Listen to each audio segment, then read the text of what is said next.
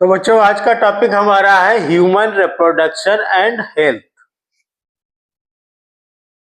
तो reproductive system से related जो हेल्थ प्रॉब्लम आती हैं या अपना रिप्रोडक्टिव सिस्टम हेल्दी रहे, प्रॉपरली वर्क करे, तो इसके बारे में और उसमें कौन कौन सी चीजें प्रॉब्लम कर सकती हैं या प्रॉब्लम होती है, उनके बारे में हम स्टडी करेंगे।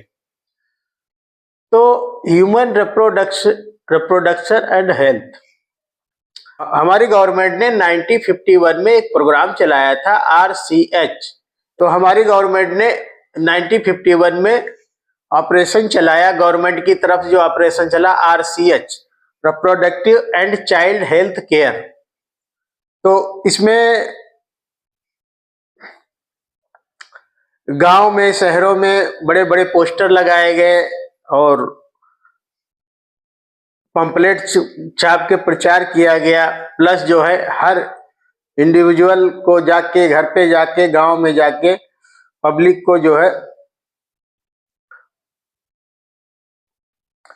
को जागरूक किया गया कि रिप्रोडक्शन से संबंधित कौन कौन सी बीमारियां हो सकती हैं और जच्चे बच्चे के समय, मान लीजिए पार्चुरेशन के समय और प्रेगनेंसी के समय क्या क्या दिक्कतें हो सकती हैं, जिनमें प्रेगनेंसी नहीं हो रही उसमें क्या दिक्कत हो सकती है, इसके बारे में नॉलेज दिया जाता है। किसके तहत? RCH। कब लागू हुआ? 1951 में। और RCH का फुल फॉर्म है reproductive and child health care. आगे हमारा टॉपिक आता है पॉपुलेशन एक्सप्लोजन एंड कंट्रोल। तो जो पॉपुलेशन जो है दिन पर दिन हमारे यहाँ बढ़ती जा रही है, वर्ल्ड वाइडली बढ़ती जा रही है, तो इसका जो आंकड़ा है 19 सेंचुरी में, यानी कि 1900 में वर्ल्ड की पॉपुलेशन 2 बिलियन थी। 1900 में वर्ल्ड की पॉपुलेशन 2 बिलियन थी, यानी कि 2000 मिलियन पॉपुलेशन थी, जो कि 2000 में बढ़ करके 6 बिलियन हो गई। 6 बिलियन मतलब 6000 मिलियन। ठीक है, तो इस हिसाब से वर्ल्ड की पॉपुलेशन बढ़ी। तो जब पॉपुलेशन बढ़ेगी तो चीजों की रिक्वायरमेंट भी बढ़ेगी, फूड प्रोडक्शन होना चाहिए और जो भी बेसिक नीड है उनकी जरूरत बढ़ेगी। तो इसको कंट्रोल करना भी जरूरी है। और हमारे इंडिया का आंकड़ा ये है कि जब इंडिया इंडिपेंडेंट हुआ तब इसकी पॉपुलेशन 350 यानी 350 मिलियन थी। और ये 2000 में क्या हो गया? ये बिलियन के क्लोज हो गया, यानी कि 1 बिलियन के क्लोज हो गया, यानी कि 1000 मिलियन।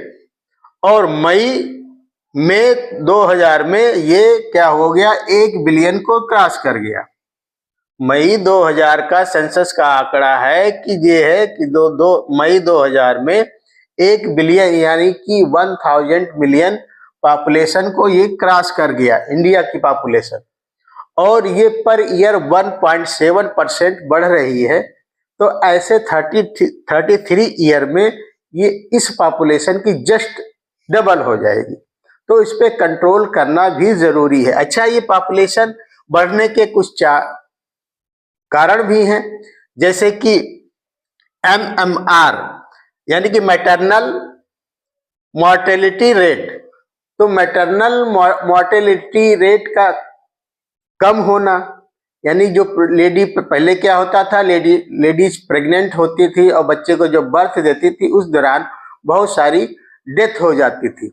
तो मेडिकल फैसिलिटी बढ़ने से क्या है कि MMR के रेट में कंट्रोल हुआ, यानी कम हुआ, यानी कि मैटरनल मॉर्टेलिटी रेट कम हुई।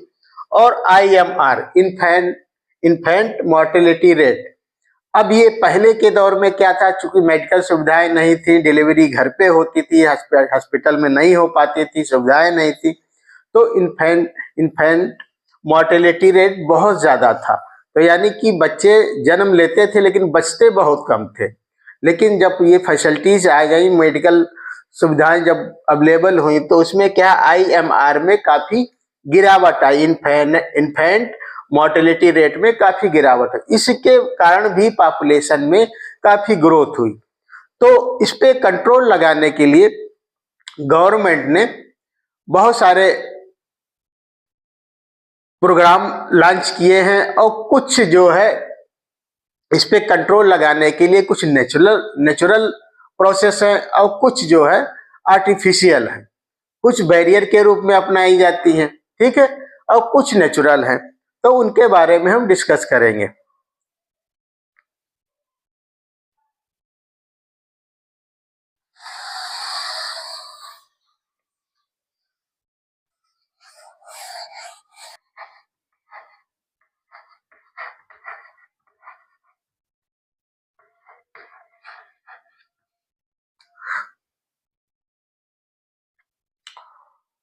तो यहाँ पे हम एक टर्म की बात करेंगे,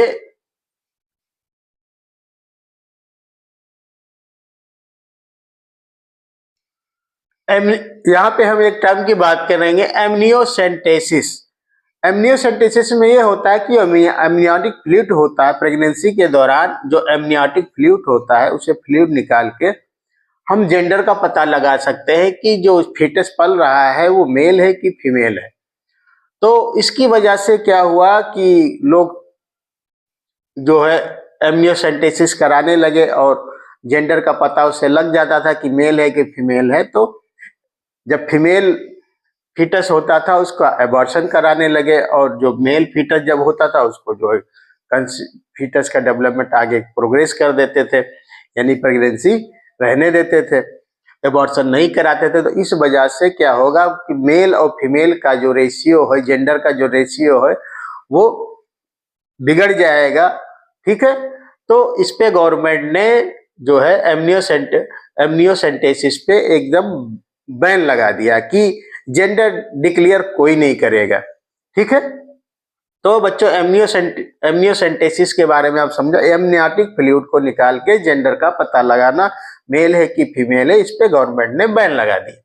दूसरा टर्म है आपका, अच्छा, नेचुरल कुछ प्रोसेस ऐसे हैं कि जिनसे वो नेचुरली परफॉर्म होते हैं, उनसे क्या है हम प्रेगनेंसी पे कंट्रोल कर सकते हैं और अनवांटेड चाइल्ड को अवॉइड कर सकते हैं, ठीक है।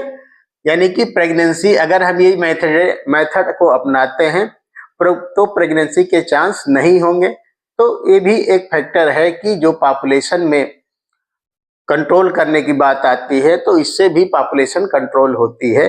तो सबसे पहला टर्म है कि नंबर है एब्स्टिनेंस पीरियड। तो एब्स्टिनेंस पीरियड क्या होता है? 10 से 17 इन 10th से 17th डे, जो मेंस्ट्रुअल साइकिल का, जब मेंस्ट्रुअल साइकिल स्टार्ट होती है, यानी मेंस का जब पहला दिन होता है तो पहले दिन से लेके 28 दिन की साइकिल होती है। तो उसमें जो ओव्यूलेशन के जो मोस्ट प्रोबेबिलिटी होती है ओव्यूलेशन की, वो 10th डे से 17 डेज के बीच में होती है। तो इसके बीच में अगर सेक्स रिलेशन नहीं बनते हैं या क्वाइटस नहीं होता है, एब्स्टिनेंस पीरियड यानी कि 10वें दिन से 17वें दिन के का जो डे होता है मेंस्ट्रुअल साइकिल का, उसी के बीच में ओव्यूलेशन की मेन प्रोबेबिलिटी होती है ओव्यूलेशन की। तो इसमें अगर हम सेक्स रिलेशन पे अवॉइड कर दें तो प्रेगनेंसी के चांस बहुत कम रह जाते हैं, ठीक। तो नंबर 1 क्या है? Abstinence period. दूसरा क्या? दूसरा है क्वाइटस इंटररप्टस, ठीक है। तो क्वाइटस इंटररप्टस में क्या है? विड्रॉल। तो इसमें क्या है कि जैसे सेक्स रिलेशन हो रहा है, क्वाइटस हो रहा है, तो उसके दौरान जब इजुकुलेशन का टाइम आता है तो क्या होता है, मेल जो है अपनी पेनिस को विड्रॉल कर लेता है वेजाइना से और सीमेन वेजाइना में नहीं जा पाता, तो प्रेगनेंसी के चांस नहीं होते हैं। तो दूसरा पॉइंट हमने स्टडी किया क्या? क्वाइटस इंटररप्टस, विड्रॉल, यानी पेनिस को विड्रॉल कर लेना वेजाइना से और सीमेन अंदर ना जाने देना, ठीक है। नंबर 3 क्या है? लैक्टेशनल अमीनोरिया। तो लैक्टेशनल अमीनोरिया में क्या है? अगर जब पार्चुरेशन होता है यानी बेबी बर्थ लेता है, उसके बाद लैक्टेशन स्टार्ट हो जाता है, तो इंटेंस अगर बच्चा लगातार दूध पी रहा है तो ओव्यूलेशन नहीं होता है। तो अब नहीं, पहले के जमाने में लोग ऐसे किया करते थे कि बच्चा 8 से 10 साल का हो जाता था फिर भी फीडिंग करता रहता था।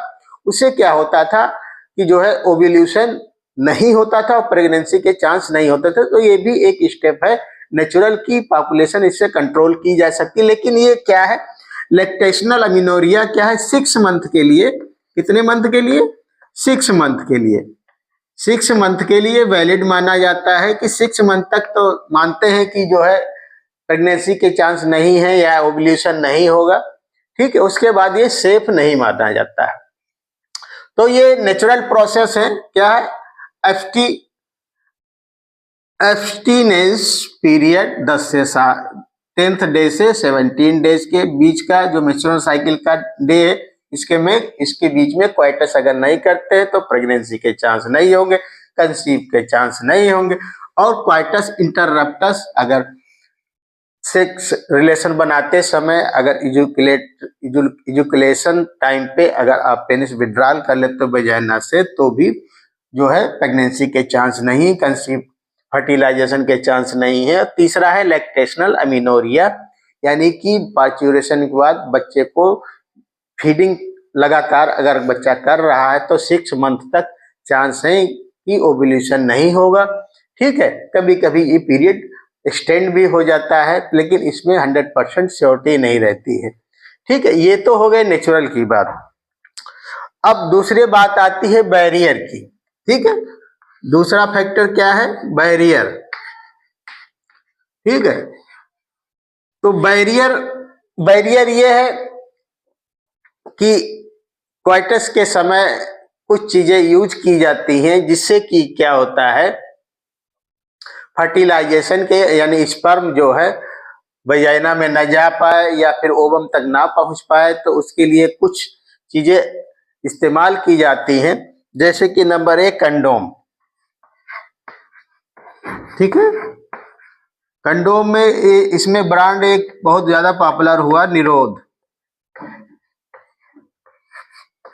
ठीक है, ये बच्चों पिछली बार क्वेश्चन आया था निरोध क्या है, तो निरोध क्या है, एक लेटेक्स की thin membranes balloon like structure होता है जिसको पेनिस पे चढ़ा लिया जाता है और इंटरकोर्स किया जाता है, क्वाइटस किया जाता है। तो क्या होता है, जो सीमेन है वो इसी कंडोम में रह जाता है, वजाइना में नहीं जाता है, जिससे कि पॉपुलेशन कंट्रोल हो सकती है। ठीक है, ये मेल और फीमेल दोनों के लिए आते हैं, यानी मेल भी पहन सकती है इसको, फीमेल भी पहन सकती है। ठीक है, तो मेल पेनिस पे पहनता है और फीमेल जो है वजाइना के अंदर लगा लेती है, सर्विक्स के एरिया में, जिससे कि मेल का सीमेन फीमेल के वजाइना में नहीं जा पाता है या सर्विक्स को क्रॉस नहीं करता और यूट्रस में नहीं पहुंचता है। तो कंडोम मेल और फीमेल दोनों प्रकार के होते हैं। इसमें मेन पॉपुलर ब्रांड है निरोध, मेल का कंडोम। ठीक है,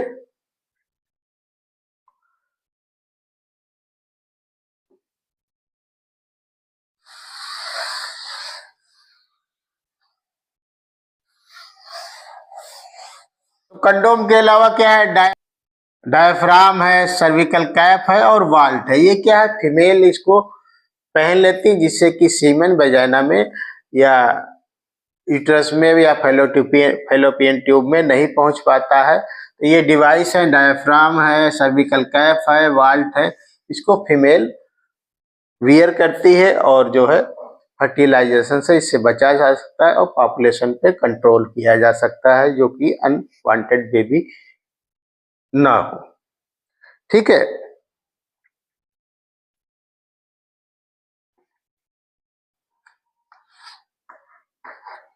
आगे हम बात करते हैं इंट्रायूटेराइन डिवाइस। इंट्रायूटेराइन जो डिवाइसेस होती हैं इसमें कुछ जैसे कि कॉपर की बनी होती हैं। हम यहाँ पे बात कर रहे हैं intrauterine devices, IUD. Intrauterine devices क्या होती हैं, ये इंसर्ट की जाती हैं डॉक्टर्स के द्वारा या नर्स के द्वारा, ठीक है, वजाइना के अंदर। ठीक है, तो इसमें क्या है, जो मोस्ट पॉपुलर है कॉपर टी है, कॉपर 7 है और मल्टी लोड 375 375। तो ये क्या करता है, ये वेजाइना के अंदर इम्प्लांट मतलब लगा दी जाती है, जिससे कि कॉपर रिलीज होता रहता है। कॉपर क्या करता है, कॉपर का मेन रोल है कि स्पर्म की मोटिलिटी को ये कम कर देता है।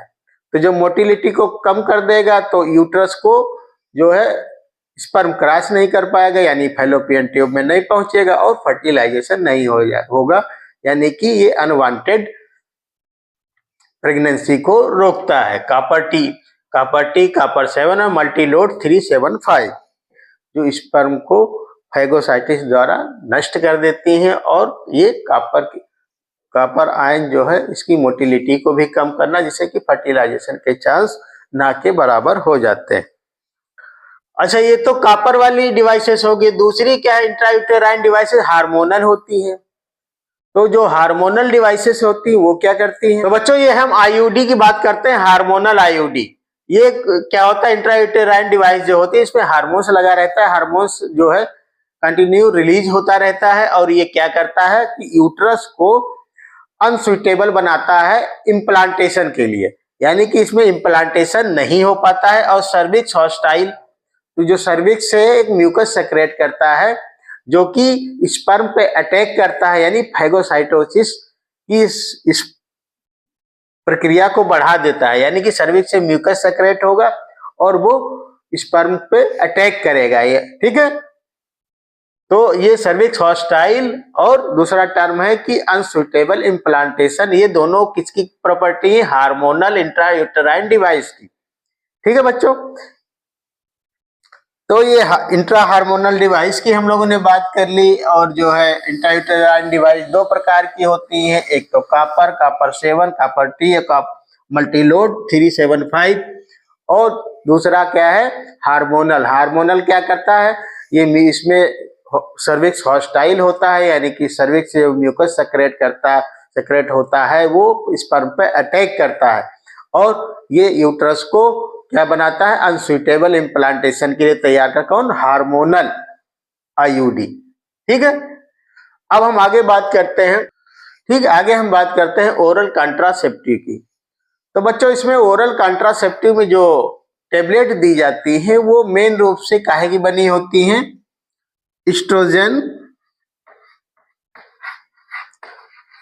इस्ट्रोजेन और दूसरा क्या है, प्रोजेस्टोजेन। प्रोजेस्ट्रॉन नहीं होता है, प्रोजेस्टोजेन। तो कॉन्ट्रासेप्टिव, ओरल कॉन्ट्रासेप्टिव जो पिल्स बनाई जाती है वो मेन रूप से या तो इस्ट्रोजेन की होंगी या फिर क्या होंगी, प्रोजेस्टोजेन की होंगी, प्रोजेस्ट्रॉन नहीं, प्रोजेस्टोजेन, ठीक है।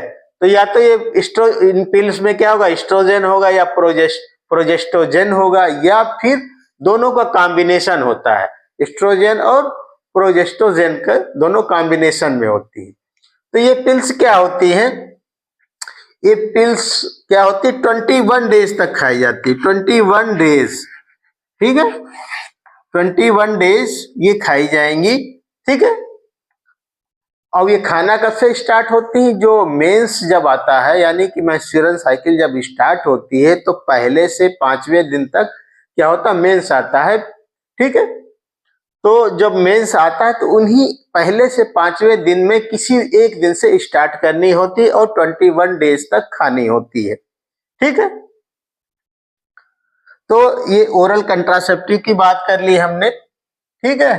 तो ये क्या होता है, ये पिल्स के फॉर्म में आता है, यानी टेबलेट के फॉर्म में आता है, ठीक है, पिल्स के फॉर्म में आता है। तो लखनऊ में जो सेंट्रल ड्रग रिसर्च इंस्टीट्यूट है उसने क्या किया, जो कंट्रासेप्टिव पिल आती है ये बाबू क्या होते हैं बच्चों, ये कैसी होती है, स्टीरॉयडल होती है, मतलब स्टीरॉयड होता है इसमें, जो हार्मोन्स होता है, ठीक है, जो एस्ट्रोजन है और या प्रोजेस्टोजन है, ये क्या होता है, स्टीरॉयड होता है। लेकिन सीडीआरआई ने, central drug research institute Lucknow ने क्या एक नॉन स्टीरॉयड, ठीक है, ऐसा नॉन स्टीरॉयड,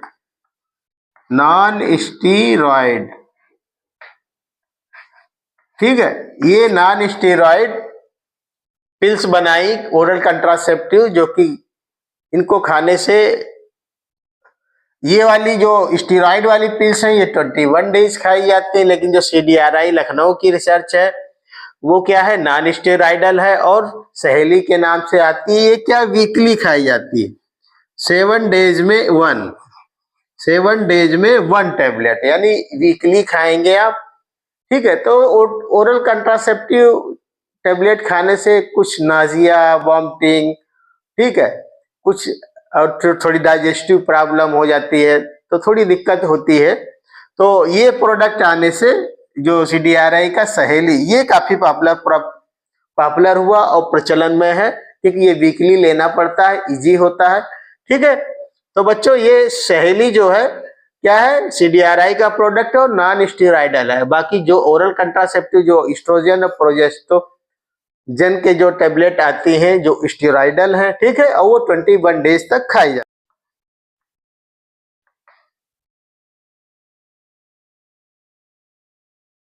तो आगे हम बात करते हैं सर्जिकल जो प्रोसीजर होते हैं।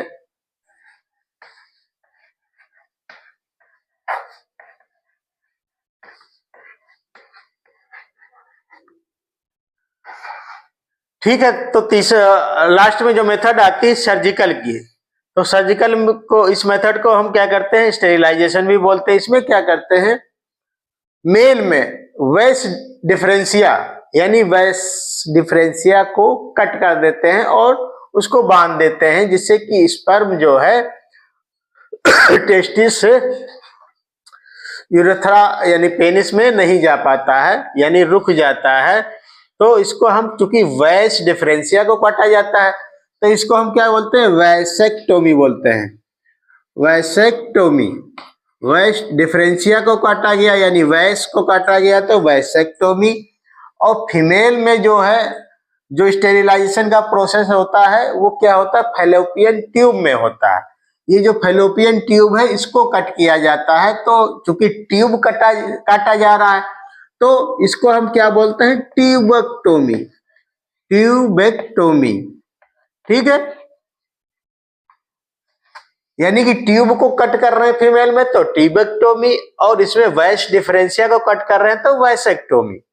ठीक है बच्चों, तो ये स्टेरिलाइजेशन का प्रोसेस है। इसमें क्या करते हैं, जो भी ये फैलोपियन ट्यूब है इसको बीच से कट कर देंगे और यहाँ पे एक बांध देंगे इसको, ताकि ये खुल ना सके। ठीक है, ऐसे ही मेल में वैस डिफरेंशिया को कट कर देते हैं और इसको बांध देते हैं, ताकि ये टेस्टिस से स्पर्म जो है पेनिस के थ्रू इजुकुलेशन में ना जा सके। ठीक, और इसी प्रकार से यहाँ ओवम जो रिलीज होता है वो फैलोपियन ट्यूब के कट हो जाने से यूट्रस में नहीं पहुंच पाता है, बीच में ही रुक जाता है। ठीक है, तो ये सर्जिकल प्रोसीजर है, वैसेक्टोमी और ट्यूबेक्टोमी, इसको हम स्टेरिलाइजेशन भी बोलते हैं। तो आगे हम बात करते हैं medical termination of pregnancy, MTP की। तो MTP एक प्रोसीजर है। इसमें क्या होता है, जब प्रेगनेंसी कंसीव हो जाती है और कंसीव होने के बाद मान लिया प्रेगनेंसी 1 महीने की हो गई, 2 महीने की हो गई, 3 महीने की हो गई, यानी कि पहला ट्राइमेस्टर कंप्लीट हो गया, दूसरा ट्राइमेस्टर आ गया, लेकिन अब जो पेरेंट्स हैं वो चाहते हैं कि जो है कि अब ये बेबी हम नहीं चाहते हैं, तो उस केस में क्या होता है, medical termination of pregnancy MTP की बात आती है। तो इसमें क्या होता है, ये वर्ल्ड वाइड डाटा है कि 45 से 50 मिलियन तक MTP per year world widely होती है, यानी पूरे विश्व में 45 से 50 मिलियन MTP यानी कि मेडिकल टर्मिनेशन ऑफ प्रेगनेंसी के केस होते हैं।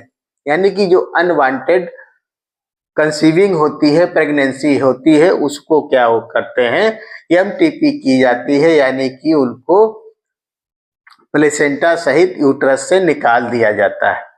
ठीक है, तो और जो प्रेगनेंसी कंसीव होती है, वर्ल्ड वाइडली ये रिकॉर्ड है, जो प्रेगनेंसी कंसीव हो रहे उसका 1/5 यानी कि 5 में से एक पर्सन जो है ये मेडिकल टर्मिनेशन ऑफ प्रेगनेंसी इस्तेमाल करता है, यानी 5 प्रेगनेंसी हुई, कंसीविंग हुई है, तो उसमें से क्या है, एक जो है मेडिकल टर्मिनेशन ऑफ प्रेगनेंसी होगी। ये रिकॉर्ड है वर्ल्ड वाइडली, विश्व का रिकॉर्ड है, ठीक है। अनवांटेड बेबी इससे मान लीजिए कंसीव हो गया है क्वार्टस के दौरान, तो अगर ये फर्स्ट ट्राइमेस्टर में यानी कि 12 वीक का अगर फीटस है और उसकी एमटीपी करवाई जा रही है, यानी इसमें क्या करते हैं, प्लेसेंटा सहित बेबी को निकाल के बाहर कर देते हैं, ठीक है।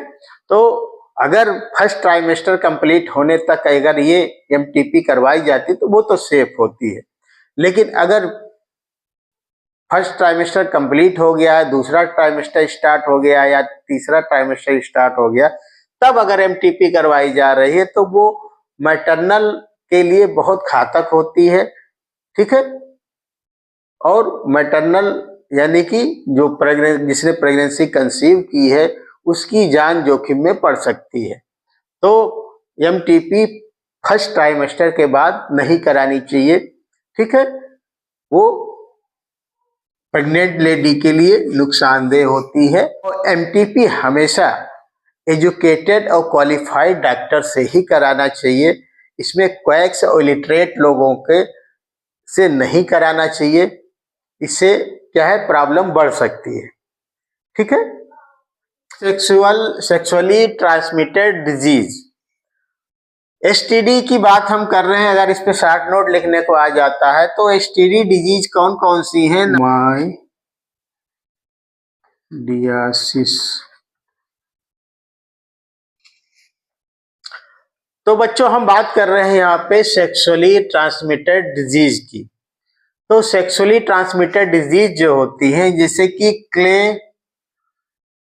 क्लेमाइडियासिस, ठीक, और gonorrhoea, syphilis, trichomoniasis, hepatitis B, HIV जो कि लीड करता है एड्स में कन्वर्ट हो जाता है, और जेनाइटल हर्पीज और जेनाइटल वार्ड, ये क्या है, कुछ सेक्सुअली ट्रांसमिटेड डिजीजे हैं।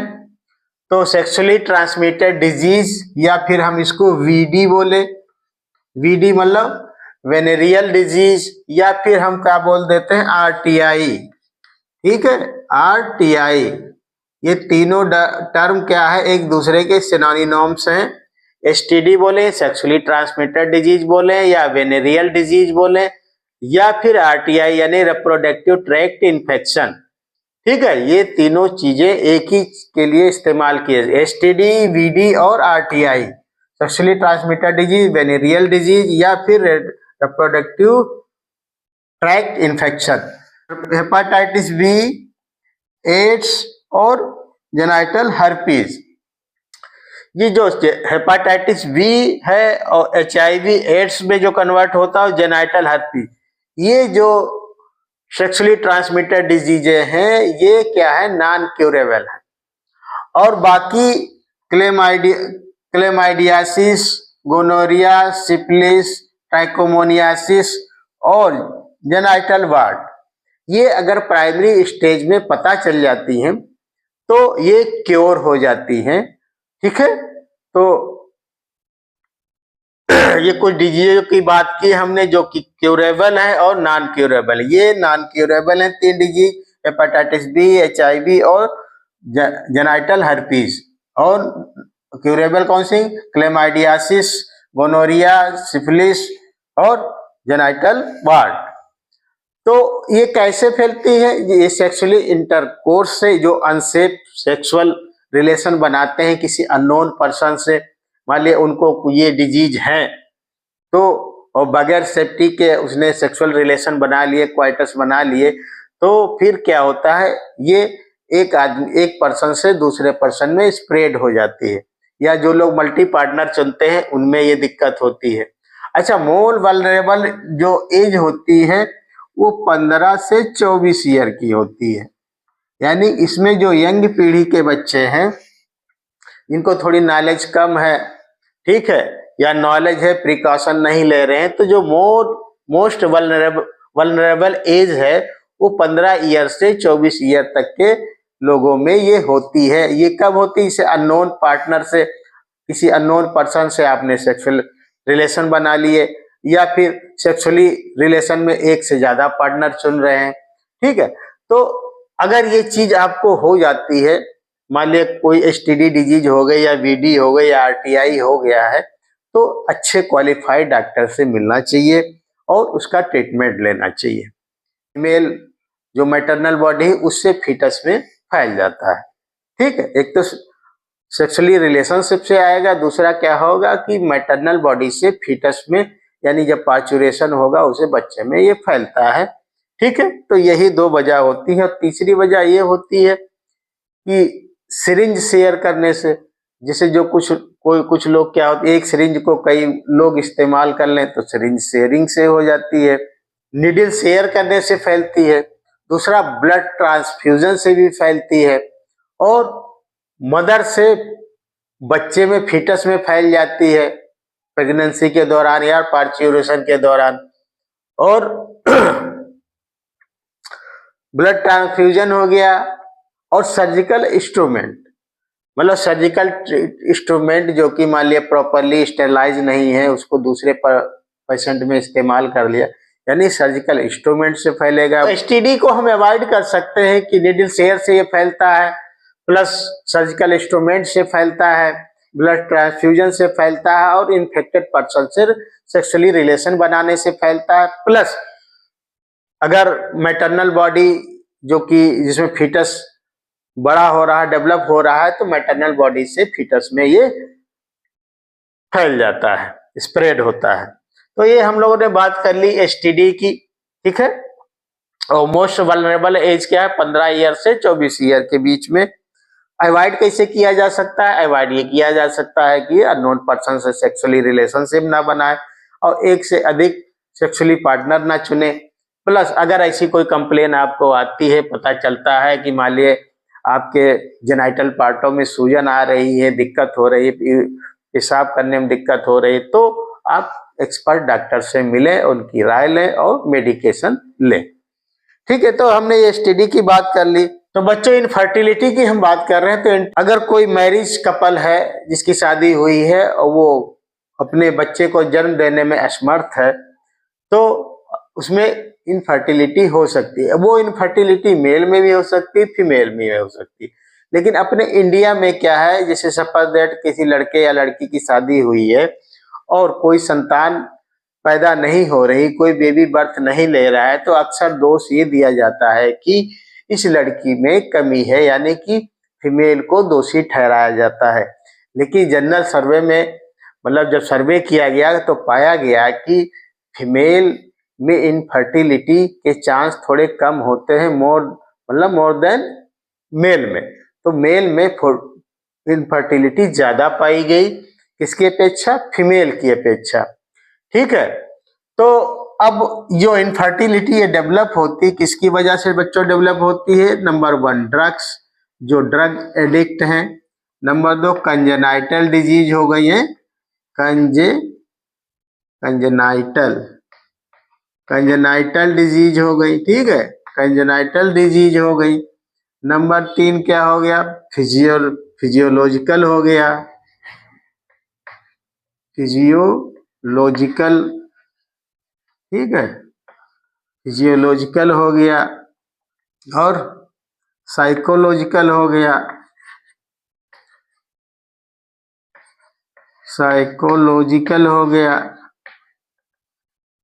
इनफर्टिलिटी किससे किससे डेवलप हो जाती है? कोई ड्रग एडिक्ट है, उसमें इनफर्टिलिटी डेवलप हो जाए। कंजेनाइटल डिजीज हो गई, उनमें इनफर्टिलिटी डेवलप हो जाए। फिजियोलॉजिकल चेंजेज आ गए बॉडी में, उससे जो है इनफर्टिलिटी डेवलप होता है। साइकोलॉजिकल फैक्टर भी, जो कोई साइकोलॉजिकल, मतलब कुछ साइकोलॉजिकल डिजीज हो गई या साइकोलॉजी के कारण भी इनफर्टिलिटी डेवलप हो जाती है। और इम्यूनोलॉजिकल, यानी कि जो इम्यून सिस्टम हमारा है वो कभी कभी क्या होता है, इस हिसाब से बिहेव करने लगता है जिससे कि इनफर्टिलिटी डेवलप हो जाती है। तो ये बच्चों मेन काज है इनफर्टिलिटी के।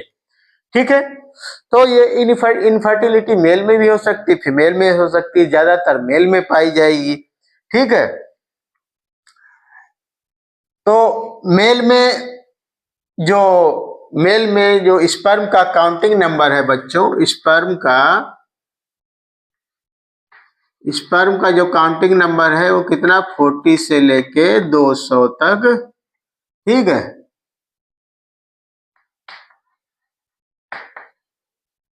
मिलियन पर ml, ये नॉर्मल काउंट है स्पर्म का, यानी जो हम लोगों का सीमन होता है उसका अगर 1 ml सैंपल लिया जाए तो उसमें जो स्पर्म का काउंट नंबर है वो 40 से लेके 200 मिलियन पर ml होता है, ये नॉर्मल काउंट है। और ये अकाउंट अगर 20 मिलियन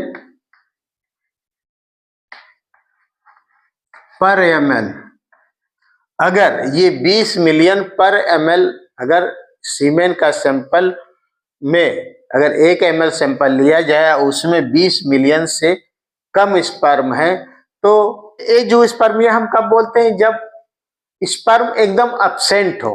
जब सीमेन में स्पर्म एब्सेंट है तो उसको हम एजोस्पर्मिया बोलेंगे। अगर ये काउंट बहुत कम हो गया है तो हम ओलिगोस्पर्मिया बोलेंगे। स्पर्म काउंट कम है तो एस्पर्मिया, ठीक है। तो ये अगर 20 मिलियन पर ml काउंट से अगर कम हो गया तो उसमें फर्टिलाइजेशन की क्षमता नहीं रहती है, यानी कि वो ओवम को फर्टिलाइज नहीं कर पाता है और स्टेरिलिटी डेवलप हो जाती है या इनफर्टिलिटी डेवलप हो जाती है, ठीक है बच्चों। अब हम आगे ये तो बात हो गई इनफर्टिलिटी की। अब इनफर्टिलिटी को कैसे, ये बात हो गई इनफर्टिलिटी की। अब ये इनफर्टिलिटी को कैसे हम ट्रीट करते हैं, तो ट्रीट करने का तरीका क्या है, ART, ठीक है, असिस्टेड रिप्रोडक्टिव टेक्नोलॉजी। तो जो इनफर्टिलिटी डेवलप हुई उसमें क्या होगी, कुछ टेक्नोलॉजी इजाद कर ली है इंसान ने, उससे क्या होता है कि जो इनफर्टिलिटी की जो शिकायतें हैं या जो कमियां हैं उनको किसी ना किसी हिसाब से दूर कर दिया जाता है और जो है उस कपल को एक जो बेबी है वो बर्थ लेता है इस टेक्नोलॉजी की मदद से। तो इसको हम ART बोलते हैं, यानी असिस्टेड रिप्रोडक्टिव टेक्नोलॉजी। इसमें क्या होता है, नंबर 1 क्या आता है, इन विट्रो, ठीक है, इन विट्रो, ठीक, टेस्ट ट्यूब बेबी, जो कि आपने बहुत अच्छी तरह से सुना होगा, टेस्ट ट्यूब बेबी, ठीक है। तो इसमें क्या करते हैं कि हस्बैंड या वाइफ, हस्बैंड में स्पर्म काउंट अच्छा है और उसकी वाइफ में ओवम भी रिलीज हो रहा है, लेकिन किसी कारणवश उसमें क्या है, फर्टिलाइजेशन नहीं हो पा रहा है और कंसीविंग नहीं हो पा रही है, ठीक है, जाइगोट कंसीव नहीं कर पा रहा है, यानी प्रेगनेंसी नहीं ठहर रही है। तो दोनों की जांच की जाती है और दोनों से क्या होता है, जो कि हस्बैंड है उससे स्पर्म ले लिया जाता है और जो वाइफ है उसकी उससे ओवा ले लिया जाता है। दोनों का स्पर्म और ओवा को एक आर्टिफिशियल मीडियम में, ठीक है, शरीर से बाहर एक आर्टिफिशियल मीडियम में दोनों को फर्टिलाइज कराया जाता है और जाइगोट बनता है। अगर जाइगोट क्या है, जाइगोट 8 सेल का है, ठीक है, और more than 8 cell, more than 8 cell,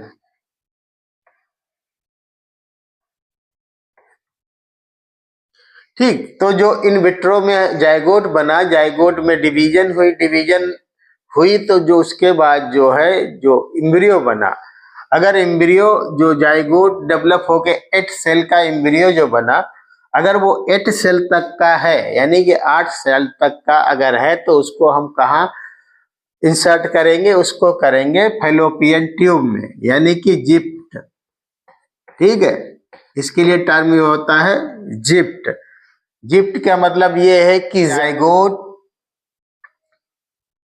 इंट्राफैलोपियन transfer, ठीक है। जिप्ट का फुल फॉर्म क्या है, जाइगोट इंट्राफैलोपियन ट्रांसफर, यानी कि जिप्ट हम कब बोलेंगे, जब एम्ब्रियो 8 सेल का है, उसको हम ट्रांसफर कहाँ करेंगे, फैलोपियन ट्यूब में ट्रांसफर करेंगे, यानी कि जायगोट इंट्रा फैलोपियन ट्रांसफर। ठीक, और अगर एम्ब्रियो 8 सेल से अधिक है तो हम इसको यूट्रस में ट्रांसफर करेंगे, यानी कि इंट्रा यूटेराइन ट्रांसफर। ये क्या हो गया, IUT। ठीक है, ये IUT हो गया, ये जिप्ट हो गया।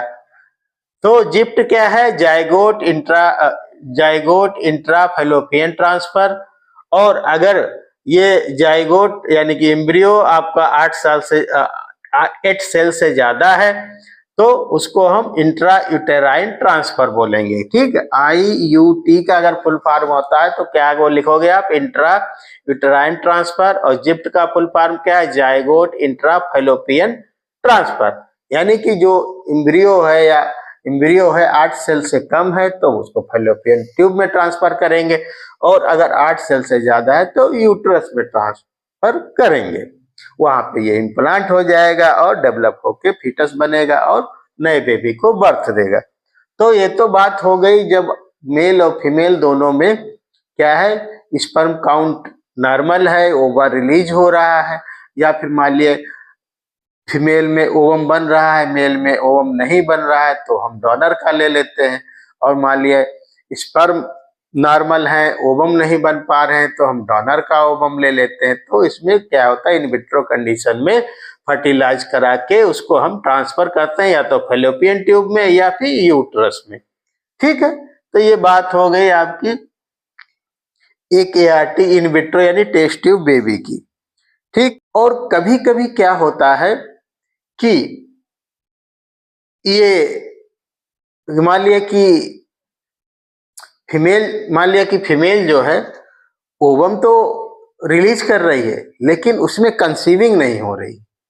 तो ऐसे केस में क्या करते हैं कि ओवम हम ले लेते हैं फीमेल का और मेल का स्पर्म लिया, दोनों को फर्टिलाइज कराए इन विट्रो कंडीशन में, और इसके बाद डोनर जो अपनी कोख यानी यूट्रस को डोनेट करती है तो उसमें हम इम्प्लांट कर देते हैं। जिसे सारगोट मदर्स होती हैं उसमें क्या होगा, सारगोट्स मदर्स में कि उनका यूट्रस जो है किराए पे लिया जाता है ना, यानी कि हस्बैंड का स्पर्म और ओवा किसका, वाइफ का, दोनों को इन विट्रो कंडीशन में फर्टिलाइज कराया और एक डोनर फीमेल के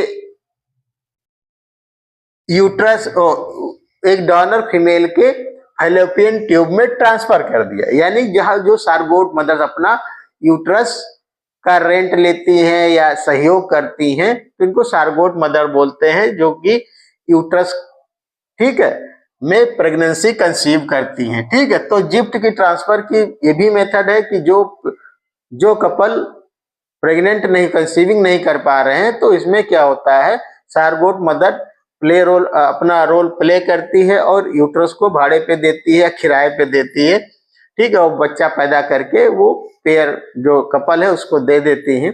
ठीक है, तो इसमें क्या है कि मेल और फीमेल का जो डोनर का है स्पर्म और ओवर जो है फर्टिलाइज कराएंगे और इसको फैलोपियन ट्यूब किसमें, डोनर की फैलोपियन ट्यूब में ट्रांसफर करेंगे। ठीक है, फिर तीसरा क्या है, अब हम बात करते हैं ICSI, intracytoplasmic sperm insemination.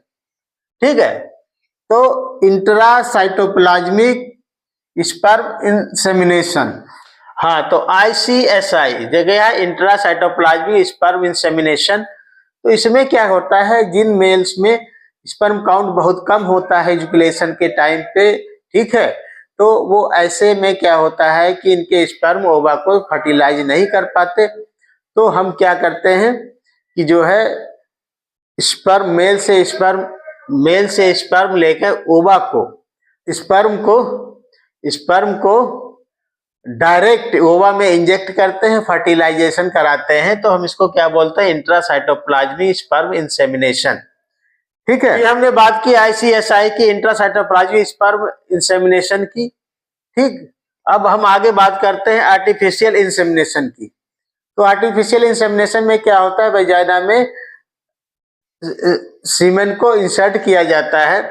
Case में जबकि या तो मेल के स्पर्म मतलब जो सीमेन है उसमें स्पर्म बिल्कुल एब्सेंट हो, या ऑलिगोस्पर्मिया हो, ए स्पर्मिया हो, या फिर एजूस्पर्मिया की कंडीशन में क्या होता है, ठीक है, ये डोनर से स्पर्म लिया जाता है और यूट्रस में उसको इंसर्ट किया जाता है, जिससे कि प्रेगनेंसी कंसीव होती है। तो हम इसको क्या बोलते हैं, इंट्रा यूटेराइन इंसेमिनेशन या आर्टिफिशियल इंसेमिनेशन। ठीक बच्चों, तो आईसीएसआई में थोड़ा सा डिफरेंस है। आईसीआई से जो इंट्रा साइटोप्लाज्मिक स्पर्म इंसेमिनेशन है, इसमें क्या होता है, ओवम में डायरेक्ट स्पर्म को इंजेक्ट किया जाता है इन विट्रो कंडीशन में, ठीक है, इन विट्रो कंडीशन। अब जो और बाकी जो कंडीशन टेस्ट ट्यूब बेबी है, तो उसमें आर्टिफिशियल एटमॉस्फेयर दिया जाता है और स्पर्म ओवा से अपने आप जाके फर्टिलाइजेशन टेक प्लेस होता है, तो उसको हम टेस्ट ट्यूब बेबी बोलते हैं और वो इन विट्रो कंडीशन में होता है। और आईसीएसआई क्या है, यानी कि intracytoplasmic insemination, intracytoplasmic sperm insemination. इसमें क्या है, इसमें क्या है, ओवम में डायरेक्ट हम स्पर्म को इंजेक्ट करेंगे, बस इतना सा डिफरेंस। कंडीशन इन विट्रो ही है, लेकिन स्पर्म को ओवा में हम इंजेक्ट करेंगे, ठीक, उसमें इंजेक्ट नहीं करेंगे, स्पर्म और ओवा एक दूसरे के पास लाके छोड़ देते हैं और इन विट्रो कंडीशन दे देते हैं। इसमें कंडीशन इन विट्रो ही रहेगी, लेकिन ओवा में हम स्पर्म को इंजेक्ट करेंगे आईसीएसआई में, ठीक है। उसके बाद आर्टिफिशियल इंसेमिनेशन है, इंट्रायूटेराइन इंसेमिनेशन है। ये एजोस्पर्मिया, ओलिगोस्पर्मिया, एस्पर्मिया के केस में होती है, जिनमें कि स्पर्म एब्सेंट होते हैं जिन मेलों में, या फिर स्पर्म काउंट बहुत कम होते हैं, तो उसमें या तो हस्बैंड का स्पर्म लिया जाता है या फिर डोनर का स्पर्म लिया जाता है, तो इंट्रायूटेराइन इंसेमिनेशन किया जाता है, ठीक है। तो दोस्तों, तो बच्चों, ये वीडियो अगर आप लोगों को अच्छा लगा है तो इसको अपने दोस्तों में शेयर करिए, और जो है इसको वीडियो को लाइक करिए और इसको सब्सक्राइब जरूर करें। इस वीडियो को सब्सक्राइब करना ना भूलें, क्योंकि देखो बच्चों, ये टॉपिक जो है ह्यूमन रिप्रोडक्शन एंड हेल्थ, इससे यूपी बोर्ड हो, सीबीएसई बोर्ड हो या नीट में, ये सोच लो कि 2 से 5 नंबर का क्वेश्चन एकदम कंफर्म है, वो आना है। तो इस टॉपिक को आपको बहुत अच्छी तरह से तैयार करना है। इसमें टॉपिक क्या है, population and it's control, population explosion और इट्स कंट्रोल। और गवर्नमेंट की जो स्कीमें चलती हैं कि क्या है, RCH, reproduction and child health care, ठीक है। उसमें क्या होता है, घर घर में जाके जो गवर्नमेंट वर्कर हैं वो उसको एजुकेट करते हैं कि बच्चे की देखभाल कैसे करें, प्रेगनेंसी के दौरान क्या क्या लें, ठीक है। और खाने की मतलब जो खाने की डाइट है वो किस हिसाब से लेनी चाहिए, आयरन और कैल्शियम की टैबलेट और ये सब डिस्ट्रीब्यूट होती है, ठीक है।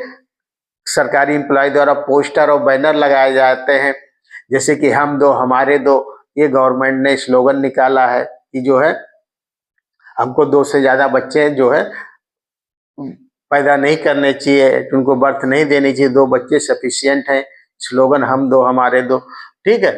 और उसके बाद जो है पॉपुलेशन एक्सप्लोजन और कंट्रोल की बात आती है, तो पॉपुलेशन एक्सप्लोजन और उस कंट्रोल में पॉपुलेशन एक्सप्लोजन जो हो रहा है उसकी एमएमआर और आईएमआर की वजह से भी हुआ है, थोड़ा हेल्थ फैसिलिटी अपने यहाँ थोड़ी ज़्यादा अच्छी डेवलप हो गई है, तो पॉपुलेशन उस हिसाब से बढ़ रहा है कि मॉर्टेलिटी की चांस बहुत कम हो गए, ठीक है।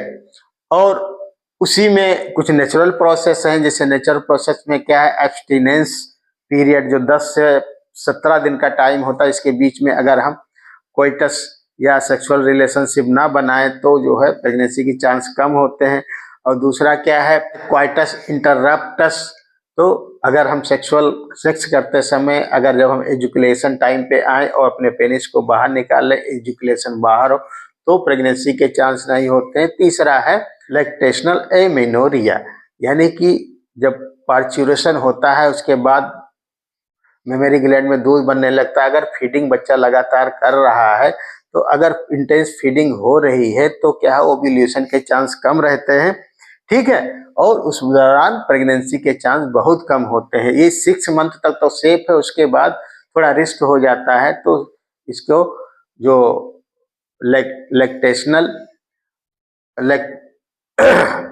लैक्टेशनल एमिनोरिया है वो 6 मंथ तक सेफ है। ठीक है। ये तो, और उसके बाद जो है बैरियर आ जाते हैं, जैसे कंडोम हो गया, कॉपर टी हो गया, हार्मोनल कॉपर टी हो गया और हार्मोनल बैरियर हो गए, जो कि इंट्रा वेजाइनल दिए जाते हैं ना। हार्मोनल हो गए, कॉपर वाले हो गए, कॉपर टी हो गए, कंडोम मेल और फीमेल दोनों का हो गया। और क्या सर्विकल कैप आती है, वाल्ट आता है, डायाफ्राम आता है, ये सब चीजें क्या आता है बैरियर के रूप में अपनाई जाती हैं। ठीक है। और फिर आगे हम जो टॉपिक है वो कवर करते हैं कि जी एसटीडी है, यानी सेक्सुअली ट्राई, एसटीडी क्या है, वीडी क्या है, आरटीआई क्या है, और उसके बाद में हम इनफर्टिलिटी की चर्चा करते हैं। ठीक है। और ओरल कंट्रासेप्टिव क्या क्या है, उनमें क्या क्या होता है। तो ये सारी चीजें, इनसे रिलेटेड क्वेश्चन नीट में हो, चाहे बीपी बोर्ड में है, चाहे सीबीएसई बोर्ड में, ये सोच लो बच्चों 2 से 5 नंबर आपके फिक्स हैं। तो इस टॉपिक को बहुत क्लियरली तैयार करना है और इस वीडियो को लाइक करना है। ठीक है। Thank you.